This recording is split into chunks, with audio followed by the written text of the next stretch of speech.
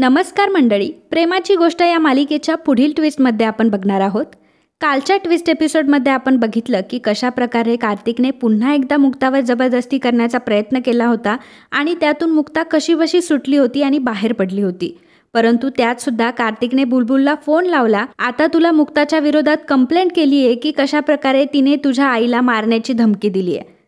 बुलबुल हे करण्यासाठी अजिबात तयार नसते. बुलबुलला मुक्ताला काहीही करून धोका द्यायचा नसतो, पण तरीसुद्धा कार्तिक तिला सांगतो की जर तू असं केलं नाही तर मी खरोखर तुझ्या आईला मारून टाकेल. बुलबुल घाबरलेली असते आणि बुलबुलने मुक्ताच्या विरोधात साक्ष दिलेली असते. त्यामुळे मुक्ताला पोलिसांनी अटक केलेली असते आणि रात्रभर मुक्ता ही जेलमध्ये असते. तीच प्रचंड शॉकमध्ये असते की हे सगळं काय चाललंय ते. मुक्ताला काहीच कळत नसतं, ती कुठे आहे, काय करते, तिला काहीही समजत नसतं. आणि मग सागर तिला शोधत शोधत पोलीस स्टेशनमध्ये आलेला असतो आणि तिथंच त्याला समजतं की मुक्ता ही पोलीस स्टेशनमध्येच आहे आणि तिला अटक करण्यात आली आहे. आणि जेव्हा पोलिसांकडून सागरला कळतं की मुक्ताने तिच्या एम्प्लॉईला म्हणजेच बुलबुलला तिच्या आईला मारण्याची धमकी दिली आहे, हे ऐकल्यावर सागर म्हणत असतो की हे अजिबात शक्य नाही आहे. मुक्ता असं कधीच करू शकत नाही. खरं तर जी मुलगी मच्छर मारायला सुद्धा घाबरते ती मुलगी कोणाला मारण्याच्या धमक्या कशा काय देऊ शकते, हे अजिबात शक्य नाही आहे. तेव्हा सागर मुक्ताला तिथून सोडवतो आणि तो मुक्ताला म्हणत असतो की मुक्ता काय झालंय आणि कोण आहे ही बुलबुल आणि तुझ्यावर असा आरोप का केला तिने, मला काही सांगशील का. तरीसुद्धा मुक्ता सागरसोबत काहीही बोलत नसते. सागर म्हणत असतो की हाच प्रॉब्लेम असतो तुमच्या बायकांचा, तुम्हाला जेव्हा बोलायचं असतं ना तेव्हा तुम्ही काहीच बोलत नाही. तेव्हा मुक्ता म्हणते की नाही, मी त्या बायकांपैकी अजिबात नाही आहे. मी आता बोलणार, परंतु तुमच्यासमोर मी काहीच बोलणार नाही. जे काही बोलायचं आहे ना ते सगळ्या घरच्यांसमोर बोलेल, माझ्या घरच्यांसमोरही आणि तुमच्या घरच्यांसमोरही. सागर आता मुक्ताला घेऊन घरी आलेला असतो. मुक्ताची परिस्थिती फारच वाईट असते आणि मग सागरकडून सगळ्यांना समजतं की मुक्ताला पोलिसांनी अटक केली होती. त्यामुळे सर्वजण घाबरतात. मुक्ताची ही अवस्था बघून तेही खूप घाबरलेले असतात. सागर आता मुक्ताला म्हणतो की मुक्ता, तू मला म्हटली होतीस ना की घरी गेल्यावर मी सगळ्या गोष्टींचा खुलासा करणार आहे, सगळ्या गोष्टी बोलणार आहे. मग आता हीच योग्य वेळ आहे. तुला जे काही बोलायचं असेल ते बोल, कोणालाही घाबरू नकोस आणि तुझं जे म्हणणं आहे ते व्यवस्थितपणे मांड. तर मुक्ता सांगते की हो. मुक्ता सांगते की मला धोका आहे. सागर विचारतो की तुला कोणाकडनं धोका आहे. मुक्ता सांगते की मला कार्तिकपासून धोका आहे. हे ऐकल्यावर सर्वांना धक्का बसतो. सागर तिला विचारतो की कार्तिकपासून तुला काय धक्का आहे. आणि मग मुक्ता आता घडलेला सगळा प्रकार घरच्यांना सांगते की कशा प्रकारे कार्तिकने तिच्यासोबत जवळीक साधली होती, कशा प्रकारे कार्तिक तिच्याशी जवळीक साधत होता, तिच्या जवळ येण्याचा प्रयत्न करत होता, नको तिथे टच करत होता. एकदा तर त्यांनी हद्दच पार केली, ती म्हणजे जेव्हा मी रूममध्ये होते तेव्हा त्यांनी मला मागून पकडलं आणि जेव्हा मी ओरडले तेव्हा त्यांनी मला असं सांगितलं की त्यांना असं वाटलं की ती स्वाती आहे. मला असं वाटलं की खरंच त्यांना स्वातीताई आहे असं वाटलं असेल. मी ते एवढं मनाला लावून घेतलं नाही. परंतु हद्द तर तेव्हा झाली की त्यांनी दुसऱ्या वेळीसुद्धा माझ्यावर जबरदस्ती करण्याचा प्रयत्न केला. तेव्हासुद्धा मी मम्मींना आणि स्वातीताईंना सांगितलं होतं सगळ्या गोष्टी, परंतु त्यांनी माझ्यावर विश्वास ठेवला नाही आणि त्यांनी उलटे माझ्यावरच ब्लेम केले. त्यानंतर तिसऱ्या वेळी जेव्हा तुम्ही मूव्ही बघायला गेले होते तेव्हा हा कार्तिक मुद्दाम घरात एकटा राहिला होता आणि तेव्हासुद्धा याने माझ्यावर जबरदस्ती करण्याचा प्रयत्न केला.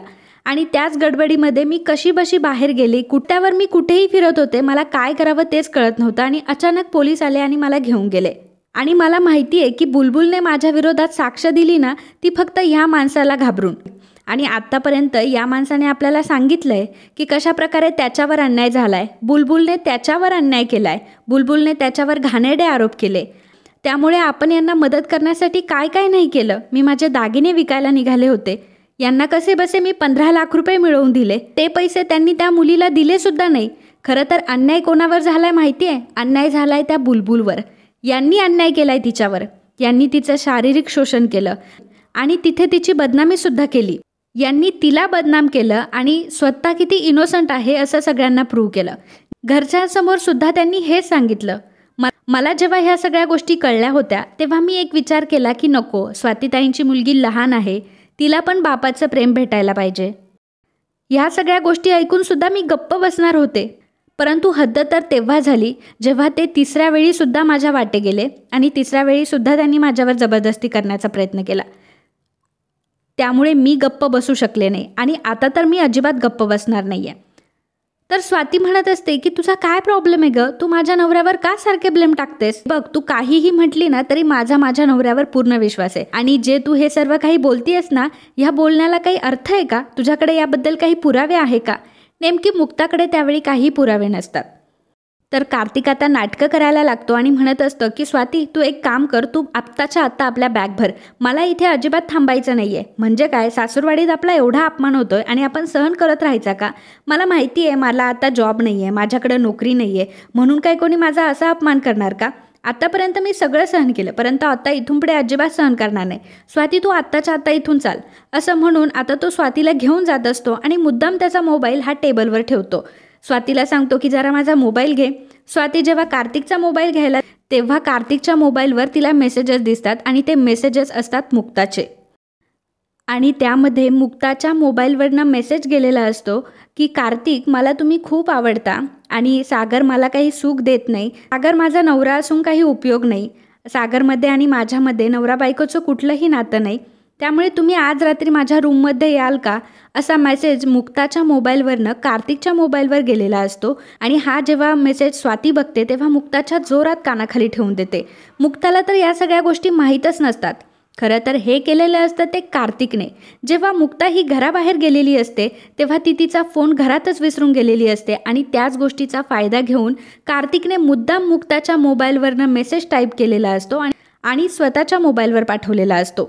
इंद्रासुद्धा आता मुक्ताच्या चारित्र्यावर संशय घ्यायला लागते आणि म्हणत असते की काय ग, आतापर्यंत तू माझ्या जावई बापूला बदनाम करत होतीस ना, परंतु तू स्वतः किती नालायक बाई आहे, तू स्वतः किती चारित्र्यहीन आहेस आणि तू माझ्या जावयावर संशय घेते. तर स्वातीसुद्धा तिला म्हणत असते की मुक्ता, मला तुझ्याकडनं ही अपेक्षा कधीच नव्हती. याचा अर्थ तू माझ्या नवऱ्याला फितवतीयस आणि त्यांच्यावर तू आरोप करतीयस. खरं तर अगं, एक बाई म्हणून घ्यायच्या सुद्धा तू लायकीची नाही आहे. मुक्ताला काय करावं ते काहीच कळत नाही. मुक्ता सांगत असते की हे मेसेज मी नाही लिहिले, माझ्याकडं माझा मोबाईलच नव्हता. परंतु तेव्हा मुक्ताच्या बोलण्यावर कोणी विश्वास ठेवत नसतं. आता माधवीला खूप राग येतो आणि माधवी म्हणत असते की एक मिनटं, तुम्ही माझ्या मुलीवर असे आरोप नाही करू शकत. माझ्या मुक्तावर माझा पूर्ण विश्वास आहे. माझी मुक्ता म्हणजे 100% सोनं आहे. ती असं कधी वागू शकत नाही आणि आमची मान खाली जाईल असं ती काहीही करणार नाही. आम्हाला तिच्यावर पूर्ण विश्वास आहे. आणि तुम्ही आता तिच्यावर जो अविश्वास दाखवताय ना, त्यावरून मला एक गोष्ट समजली आहे की माझ्या मुलीची ह्या घरामध्ये अजिबात जागा नाही आहे. माझ्या मुलीला आत्ताच्या आत्ता मी इथून घेऊन जाते. माधवी आता मुक्ताला घेऊन गेलेली असते आणि मुक्ताला या गोष्टीचं वाईट वाटतं की त्यावेळी सागर तिला काहीच म्हटलेला नसतो की थांब म्हणून किंवा तुझी काही चूक नाही आहे म्हणून. पण सागर पुढे एकीकडे त्याची बायको असते आणि दुसरीकडे असतो तिच्या बहिणीचा नवरा. त्यामुळे सागर कोणाचीच बाजू घेऊ शकत नसतो. मुक्ताला मात्र या गोष्टीचं फार वाईट वाटतं. नंतर मुक्ता ही माधवीच्याच घरी राहत असते. परंतु सागरच्या मनात कुठेतरी असतं की नाही, मुक्ता असाच कोणावर कधीही आरोप करणार नाही.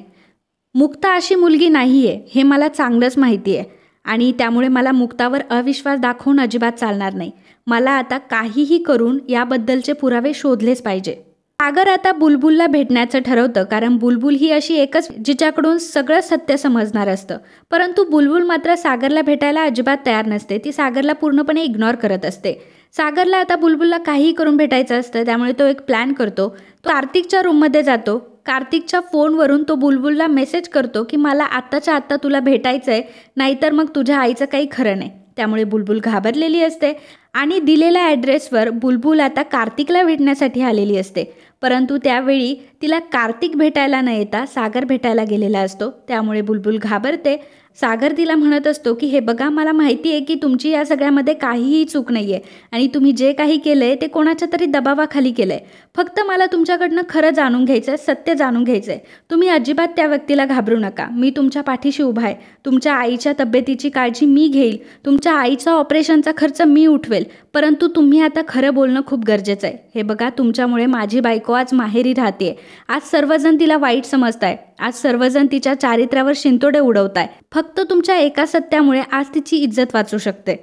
तर सागरने बुलबुलला दिलासा दिलेला असतो, भरोसा दिलेला असतो. त्यामुळे मुक्ता आता सागरसोबत घरी येण्याचं ठरवते आणि सगळ्यांसमोर खरं सांगेल असंही त्याला वचन देते. आता सागर हा बुलबुलला घेऊन घरी आलेला असतो. त्याने मुक्ताला सुद्धा घरी बोलावलेलं असतं. माधवीला, पुरुषोत्तमला, मिहिकाला सगळ्यांना त्याने बोलावून घेतलेलं असतं आणि त्याच वेळी तो आता कार्तिकचं भांडफोड करतो. कार्तिकला तो म्हणत असतो की आतापर्यंत मी गप्प होतो, त्याचं कारण होतं माझी बहीण आणि तिची लहान मुलगी. फक्त दोघींकडे पाहून मी गप्प होतो की मला वाटत होतं की नाही, परंतु पाणी तर आता डोक्याच्या वरून चाललंय. तू इतका नालायक माणूस आहे हे जर मला माहीत असतं ना तर तुला घरामध्ये सुद्धा जागा दिली नसती, परंतु तू सगळ्यांच्या भावनांशी खेळत इथपर्यंत पोहोचलायस.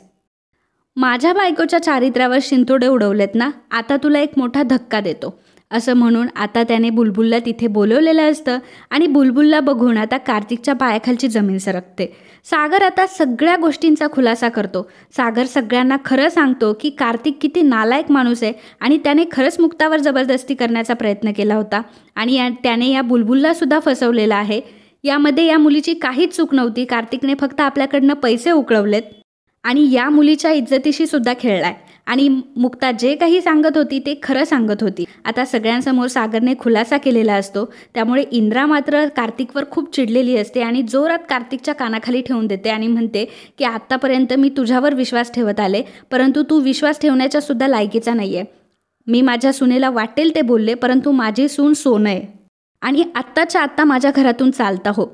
तर भाऊसुद्धा आता कार्तिकवर खूप ओरडतात आणि कार्तिकला घरामधून हाकलून देत असतात. तरीसुद्धा जी स्वाती असते तिचा तिच्या नवऱ्यावरच विश्वास असतो आणि एवढं करूनसुद्धा तिला असं वाटत असतं की मुक्ताच खोटं बोलतीये आणि तिचा नवरा बरोबर आहे.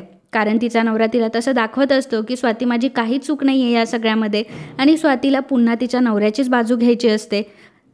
परंतु घरच्यांनी यावेळी स्वातीचंही ऐकलेलं नसतं आणि सागरने स्वतःहून आता कार्तिकला घराबाहेर काढलेलं असतं आणि मुक्ताला देखील तो सांगतो की सॉरी मुक्ता, मी तुला त्या दिवशी तुझी साथ नाही देऊ शकलो. त्याचं कारण हे होतं की एका बाजूला माझी बहीण होती आणि दुसऱ्या बाजूला माझी बायको होती आणि पुराव्यांशिवाय मी काहीही बोलू शकत नव्हतो. मला माहीत होतं की तू बरोबर होती, परंतु मला पुराव्यांनिशी ते सिद्ध करायचं, म्हणूनच मी तुला काहीही म्हटलो नाही आणि तुला तुझ्या माहेरी जाऊ दिलं. तर मुक्ताला आता सागरबद्दल खूप छान वाटत असतं आणि सागरबद्दलचा सगळा रुसवा तिचा निघून गेलेला असतो. तर मित्रांनो, हा ट्विस्ट तुम्हाला कसा वाटला कमेंटमध्ये आम्हाला नक्की कळवा आणि ट्विस्ट आवडला असेल तर चॅनलला सबस्क्राईब करायला आणि व्हिडिओला लाईक करायला अजिबात विसरू नका. धन्यवाद.